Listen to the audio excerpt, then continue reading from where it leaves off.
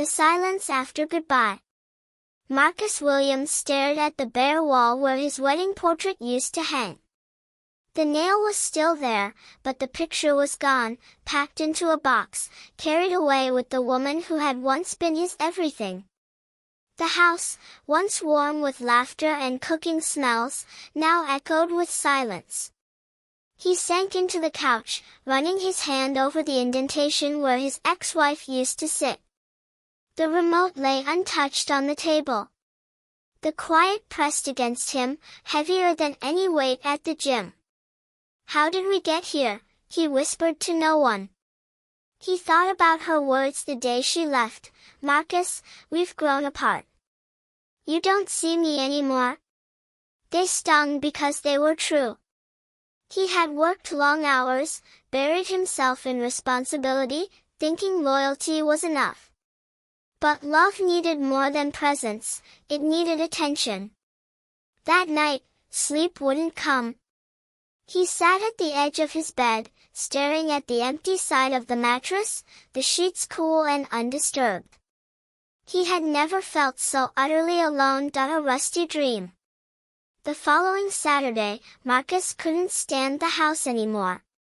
He got into his truck and drove aimlessly. Suburbs turned into open roads. He wasn't sure what he was looking for, maybe just air to breathe. Then he saw it. Behind a collapsing barn sat a car, half swallowed by weeds, a 1937 Cadillac Fleetwood. Even under layers of rust and dust, it demanded attention. Its long hood stretched like a promise, its rounded fenders curved like a whisper from another time. Marcus pulled over. An old man with oil-stained hands emerged from the barn, leaning on a cane. "You interested?" he croaked, noticing Marcus staring. Marcus walked closer. This is beautiful." The old man chuckled. "Son, she ain't run in decades. Needs more love than I got left. But she's a queen. Just waiting for someone to remember her worth." Marcus placed his hand on the hood. The metal was cold, rough, but he felt a strange connection. Broken. Forgotten. Waiting for someone to care again. Just like him. "How much?" Marcus asked. The old man raised a brow. "You serious? Most folks laugh when they see her." Marcus gave a small smile. "I'm not most folks. Grease and healing." A week later, the Cadillac rolled into Marcus's garage on a tow truck. His brother came by and shook his head. "Man, you just got divorced. Shouldn't you be saving money, not blowing it on scrap metal?" Marcus only shrugged. "It's not scrap to me." The first nights were clumsy. He fumbled with tools, cut his hand, spilled oil across the floor. At one point he sat on the stool, staring at the half-dismantled car, ready to give up. "This is stupid," he muttered. "I don't know what I'm doing." But then he turned on the old radio, wiped his hands, and leaned against the Cadillac. Under the dim light, the car looked almost regal, like it was waiting patiently for someone to believe in it again. He whispered, "You and me both, huh? Cold. Broken. Left behind. But maybe we've still got some shine left." And so he kept going. Sanding rust. Polishing chrome. Researching restoration techniques online. Nights bled into mornings, and though his body ached, his heart felt lighter. With every bolt tightened, he was piecing himself back together to the hidden box. One rainy night, Marcus decided to tackle the torn leather in the back seat. As he pulled out the cushions, something unusual caught his attention. The seat was heavier than it should have been. He dug deeper, fingers brushing against wood. His heart skipped. He pulled out a small wooden box, worn and carved with faint initials. It smelled faintly of dust and age. His hands trembled as he opened it. Inside, tied with a faded ribbon, were bundles of letters, yellowed and fragile. On top of them lay a photograph, a young black couple, standing proudly in front of the very same Cadillac, their smiles radiant, their eyes full of love. Marcus sat frozen. The garage, the rain outside, the world itself seemed to vanish as he unfolded the first letter, love in ink. The first letter was dated 1937. Dearest Lillian, today I brought home the Cadillac. Lord, it feels like heaven on wheels. One day, we'll take the children we don't yet have on long drives. This car is proof our dreams can come true. Marcus read through letter after letter, each one painting the lives of Thomas and Lillian Johnson. They wrote about church on Sundays, picnics by the lake, and late-night drives under the stars. But as the years passed, the letters changed. In 1943, Thomas wrote of being drafted. His words were full of courage, but also fear. Don't let the children forget me. Keep the Cadillac polished. When I return, I want us to ride together again. The last letter from Thomas was dated 1944. It ended with, I'll be home soon, my love. Save me a seat in the Cadillac. Then came Lillian's letters, unsent, never delivered. She wrote of waiting, of holding the steering wheel just to feel close to him.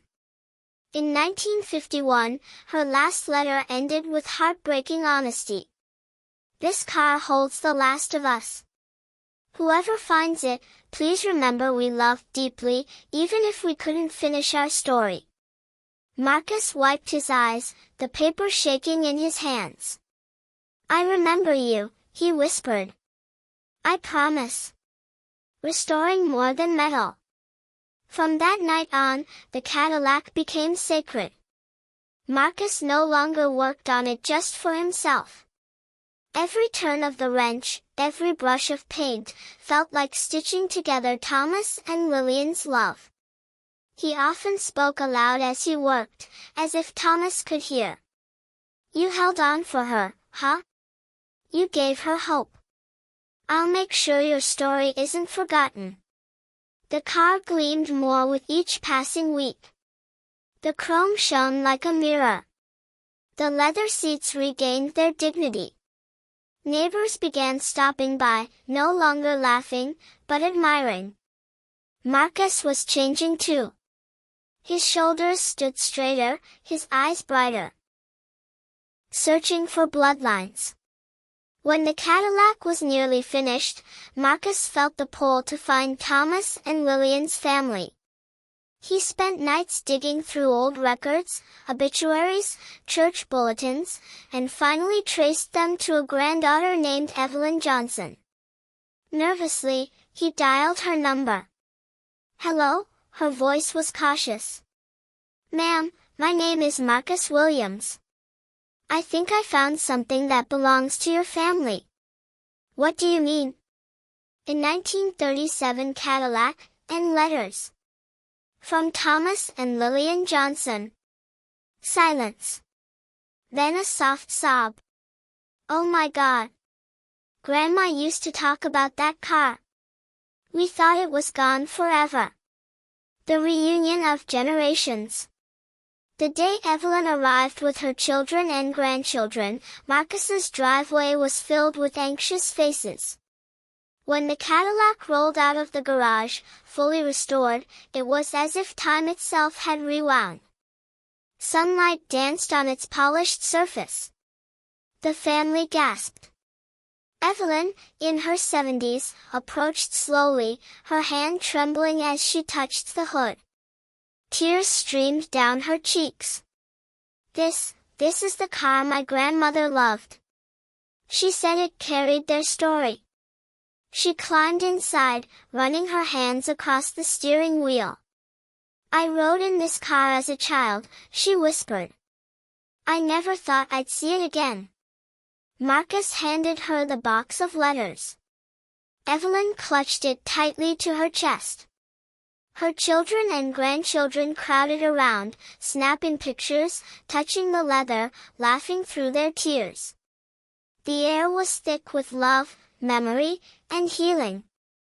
Evelyn turned to Marcus, hugging him tightly. You didn't just restore a car. You restored a piece of us.